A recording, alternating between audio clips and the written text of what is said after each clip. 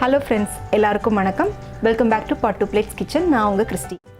Friends, இன்றைக்கி நம்மளோட சேனலில் ரொம்ப சிம்பிளான ஒரு ஃப்ரூட் கேக் ரெசிபி தான் பார்க்க போகிறோம். இதுக்காக ட்ரை ஃப்ரூட்ஸ் நட்ஸ் எல்லாம் நம்ம நாள் கணக்கில் ஊற வைக்கணும் அப்படின்லாம் அவசியமே இல்லை. ஒரே நாளில் ரொம்ப சிம்பிளாக இந்த கேக் ரெசிபி நம்ம பண்ணலாம். அதான் நம்ம இன்றைக்கி பார்க்க போகிறோம். வீடியோக்குள்ளே போகிறதுக்கு முன்னால் உங்கள் எல்லாருக்கும் என்னுடைய இனிய கிறிஸ்மஸ் நல்வாழ்த்துக்கள். வாங்க வீடியோக்குள்ளே போகலாம்.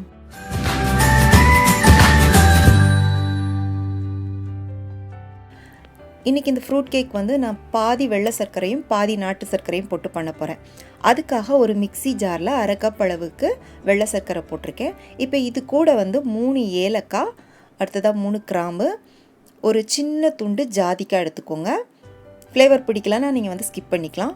கூடவே நல்லா ஒரு 2 இன்ச் அளவுக்கு பட்டை எடுத்துக்கோங்க. ஒரு 1/4 டீஸ்பூன் அளவுக்கு உப்பு. இது எல்லாத்தையும் சேர்த்து நல்லா சர்க்கரையோடு சேர்த்து பவுட்ரு பண்ணி எடுத்துக்கோங்க.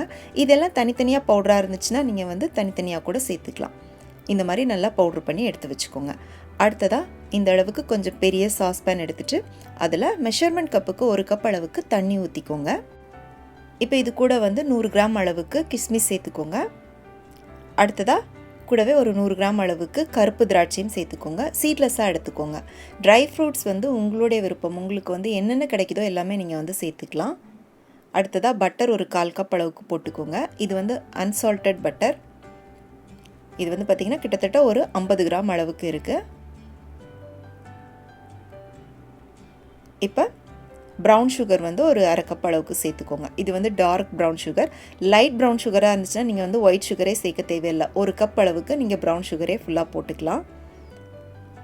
இப்போ இது கூட நம்ம பவுட்ரு பண்ணி வச்சுருக்கிற ஒயிட் சுகரையும் சேர்த்துக்கலாம். இப்போ அடுப்பை ஆன் பண்ணிவிட்டு இது எல்லாத்தையும் நல்லா ஒரு தடவை கலந்து விட்டுக்கோங்க. இந்த பட்டர் எல்லாம் நல்லா உருகி உங்களுக்கு இது நல்லா கொதிச்சு வரணும். அது வரைக்கும் நம்ம கொஞ்சம் வெயிட் பண்ணலாம். இப்போ பார்த்தீங்கன்னா நல்லா கொதிக்க ஆரம்பிச்சிருச்சு. இது ஒரு 5 நிமிஷம் கொதிக்க விட்டிங்கன்னா போதும். ரொம்ப நேரம் கொதிக்கணும் அப்படின்னு அவசியம் இல்லை.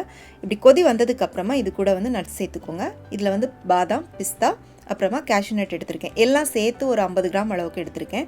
நல்லா இந்த மாதிரி பொடி பொடியாக கட் பண்ணிவிட்டு இதை போட்டுக்கோங்க. போட்டு நல்லா மிக்ஸ் பண்ணி விட்டுக்கோங்க.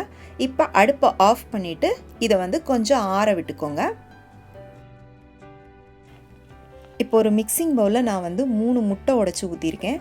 முட்டை ரூம் டெம்பரேச்சரில் இருக்கிற மாதிரி பார்த்துக்கோங்க. இப்போ இதை நம்ம நல்லா பீட் பண்ணிக்கலாம்.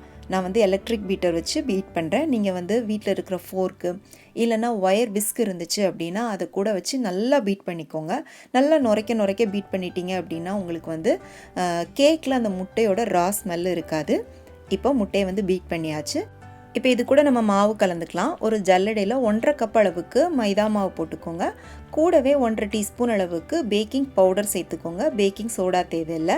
சேர்த்து இதை நல்லா சலிச்சுக்கோங்க. சலிச்சுட்டு இந்த மாவை முட்டையோடு சேர்த்து நல்லா ஒரு தடவை மிக்ஸ் பண்ணி விட்டுக்கோங்க. சும்மா லைட்டாக மிக்ஸ் பண்ணி விட்டிங்கன்னா போதும். ரொம்ப மிக்ஸ் பண்ணணும்னு அவசியம் இல்லை. மிக்ஸ் பண்ணி விட்டுட்டு நம்ம ஏற்கனவே ரெடி பண்ணி வச்சுருக்கிற அந்த ட்ரை ஃப்ரூட்ஸ் நட்ஸ் மிக்ஸை இது கூட அப்படியே ஊற்றிக்கோங்க. இதை நீங்கள் ரொம்ப ஆற விடணும்னு அவசியம் இல்லை. லைட்டாக ஒரு வெதுவெதுப்பு இருந்தால் கூட போதும். கூடவே ஒரு 1/2 கப் அளவுக்கு டியூட்டி ஃப்ரூட்டியும் 1/2 கப் அளவுக்கு ட்ரை செர்ரியும் போட்டுக்கோங்க. போட்டுட்டு நல்லா கலந்துக்கோங்க. இது கூட ஃப்ளேவருக்கு நீங்கள் ஆரஞ்சு ஜூஸ் இல்லைனா ஆரஞ்சு எசன்ஸ் இருந்துச்சுன்னா கூட நீங்கள் ஊற்றிக்கலாம். நான் 1 டீஸ்பூன் அளவுக்கு வெனிலா எசன்ஸ் சேர்த்துருக்கேன். மாவு கட்டி இல்லாமல் நல்லா மிக்ஸ் பண்ணி விட்டுக்கோங்க. கலந்தாச்சு.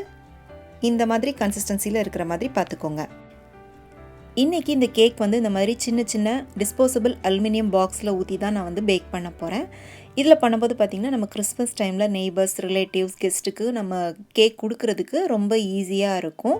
இதில் உங்களுக்கு பெரிய பாக்ஸும் இருக்குது. நீங்கள் அது கூட யூஸ் பண்ணிக்கலாம். இல்லை இதில் பண்ண வேண்டாம் அப்படின்னா நீங்கள் கேக் டின் இருந்துச்சுன்னா அதில் கூட ஊற்றி இந்த கேக் பண்ணிக்கலாம். இப்போ இது உள்ளே நம்ம கொஞ்சம் பட்டர் போட்டுக்கலாம். இப்போ நம்ம கலந்து வச்சுருக்கிற மாவு இந்த சைஸ் பாக்ஸில் 2 கேக் பண்ணுறதுக்கு உங்களுக்கு கரெக்டாக இருக்கும். இப்போ இது உள்ளே நம்ம ரெடி பண்ணி வச்சுருக்கிற கேக் பேட்டரை ஊற்றிக்கலாம். ஃபுல்லாக ஊற்றாதீங்க, ஒரு 3/4 வாசி ஊற்றிக்கோங்க. ஏன்னா இதை நம்ம பேக் பண்ணும்போது கொஞ்சம் பொங்கி எலும்பி மேலே வரும். அதுக்கு கேப் இருக்கணும். அதனால் 3/4 வாசி ஊற்றிக்கோங்க. இதை இன்றைக்கி நான் உங்களுக்கு கேஸ் ஸ்டவ்வில் குக்கரில் எப்படி பேக் பண்ணுறது அப்படின்னு தான் காமிக்க போகிறேன். இப்போ இதுக்கு மேலே அலங்கரிக்கிறதுக்காக கொஞ்சமாக டியூட்டி ஃப்ரூட்டியும் ட்ரை செர்ரியும் வந்து போட்டுக்கோங்க. இப்போ நீங்கள் வந்து அவனில் பண்ணுறீங்க அப்படின்னா 180 டிகிரியில் 35 to 40 மினிட்ஸ் வந்து நீங்கள் வந்து பேக் பண்ணி எடுத்துக்கோங்க. இப்போ ஒரு குக்கரில் வந்து கீழே ஸ்டாண்ட் மாதிரி வச்சுருக்கேன், ஒரு பாத்திரத்தை போட்டு வச்சுருக்கேன். இப்போ அதுக்கு மேலே இதை வச்சுட்டு நம்ம ஒரு மூடி போட்டு மூடி மேலே வந்து ஒரு வெயிட் வச்சுருங்க. வச்சு அடுப்பை வந்து நல்லா சிம்மில் வச்சு ஒரு 40 மினிட்ஸ் நீங்கள் வந்து பேக் பண்ணிக்கோங்க. குக்கரில் இல்லாமல் நல்லா ஒரு பெரிய பாத்திரத்தில் வச்சிங்கன்னா ஒரே நேரத்தில் 2 கேக் கூட பண்ணலாம். இப்போ இது ரெடி ஆனதும் ஒரு டூத் பிக் இல்லைனா கத்தி வச்சு குத்தி பாருங்கள். அது ஈரம் இல்லாமல் நல்லா க்ளீனாக வந்துச்சுன்னா நம்மளோட கேக் வந்து ரெடி ஆயிடுச்சு அப்படின்னு அர்த்தம். இப்போ இந்த கேக் வந்து ரெடி ஆயிடுச்சு பாருங்கள், ரொம்ப சாஃப்டாக இருக்குது. இப்போ இந்த கேக்கை வந்து நம்ம கட் பண்ணி பார்க்கலாம். நான் வந்து சூடாக இருக்கும் போதே கட் பண்ணுறேன். நீங்கள் வந்து நல்லா இதை ஆற விட்டுட்டு கட் பண்ணுங்கள்.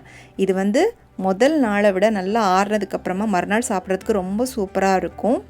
இதில் எந்த ஆல்கஹாலும் சேர்க்கல, மாதக்கணக்கில் ஃப்ரூட்ஸ் அண்ட் நட்ஸ் எதுவுமே நம்ம ஊற வைக்கல. ரொம்ப ஈஸியாக லாஸ்ட் மினிட்ல கூட நீங்கள் இந்த கேக்கை பண்ணலாம். கண்டிப்பாக ட்ரை பண்ணி பாருங்கள். இந்த கிறிஸ்மஸ்க்கு உங்கள் வீட்டில் இதை செஞ்சு எல்லாருக்கும் கொடுங்க. செஞ்சு பார்த்துட்டு எப்படி இருந்துச்சுன்னு உங்களுடைய கருத்துக்களை எனக்கு மறக்காமல் கீழே கமெண்ட் செக்ஷனில் சொல்லுங்கள். இந்த ரெசிபி பிடிச்சிருந்தா உடனே லைக் பண்ணிவிட்டு உங்கள் ஃப்ரெண்ட்ஸ் அண்ட் ஃபேமிலிக்கு ஷேர் பண்ணுங்கள். மீண்டும் வேறொரு ரெசிபியோடு சந்திக்கிறேன். நன்றி, வணக்கம்.